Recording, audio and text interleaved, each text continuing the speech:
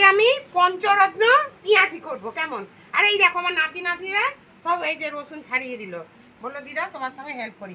আর এই দেখো পঞ্চরত্ন মানে এই যে মোচার না কতগুলো পাপড়ি আমি রেখে দিয়েছিলাম, এগুলো দিয়ে না পেঁয়াজি করতে বড্ড ভালো হয় গো, পেঁয়াজির সঙ্গে দিলে হেবি ভালো হয়।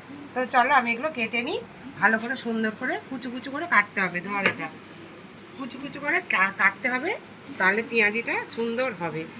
হ্যাঁ, এইরকম ধরনের পেঁয়াজি তো অনেক খেয়েছো, তবে এরকম ধরনের পেঁয়াজি আশা করি তোমরা করলে খেলে খুবই ভালো লাগবে।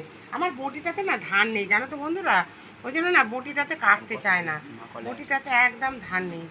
তো চলো আজকে আমার পঞ্চরত্ন পেঁয়াজি কেমন হবে তোমাদের সঙ্গে আমি শেয়ার করব। আর আমি এতে কি কি উপকরণ দিচ্ছি তোমাদের আমি পুরোটাই দেখাচ্ছি, দেখে নাও। আর যদি ভালো লাগে লাইক করো, সাবস্ক্রাইব তো অবশ্যই করো বন্ধুরা। বন্ধুরা এই বুড়ো মানুষটাকে সাবস্ক্রাইব করে একটু তোমরা যদি হেল্প করো তাহলে খুবই ভালো হবে, পাশে থেকো আমার। আর এই দেখো মোচারোগুলো আমি কেটে দিয়ে দিলাম, আর এই দেখো কুচু কুচু করে আমি রসুন কেটে দিয়ে দিলাম। এবার এতে 3টে পেঁয়াজ দেবো, পেঁয়াজগুলো আমি ছুলে রেখে দিয়েছি। হ্যাঁ, এই 3টে পেঁয়াজ আমি ভালো করে কুচু কুচু করে কেটে আমি এতে দিয়ে দেবো। বন্ধুরা পঞ্চরত্ন পেঁয়াজির জন্য আমি তোমার লঙ্কা কুচি নিয়েছি, আর এই দেখো এইখানে আছে ধনেপাতা কুচি, আদা কুচি। হ্যাঁ, এইরকম এই পদ্ধতি তোমরা পেঁয়াজি তো অনেক খেয়েছো, এই পদ্ধতির পেঁয়াজি খেয়ে খুবই ভালো লাগবে। কতগুলো ডাল ভিজিয়ে রেখেছিলাম 3 রকমের, সেই ডালটাও আমি এর মধ্যে দিয়ে দেবো। ডালটা বাটবো না, কারণ কি ডালটা বেশ ভেজানো ডাল তো, বেশ মুখে পড়লে ভালো লাগবে। পরিমাণ মতো নুন দিয়ে দিলাম, আর বেসন তো আমি দেবই, পরিমাণ মতন একটু বেশি করেই বেসন দেবো কেমন।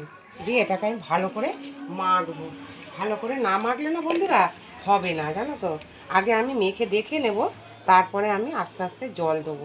জল এতে বেশি দেবো না, কারণ এটাতে পেঁয়াজের জল বেরোবে তো, ওই জন্য জল আমি এতে খুব বেশি দেবো না। আগে আমি নুন দিয়ে ভালো করে চটকে মেখে নিই, তারপর দেখে আমি জল দেবো। দিদি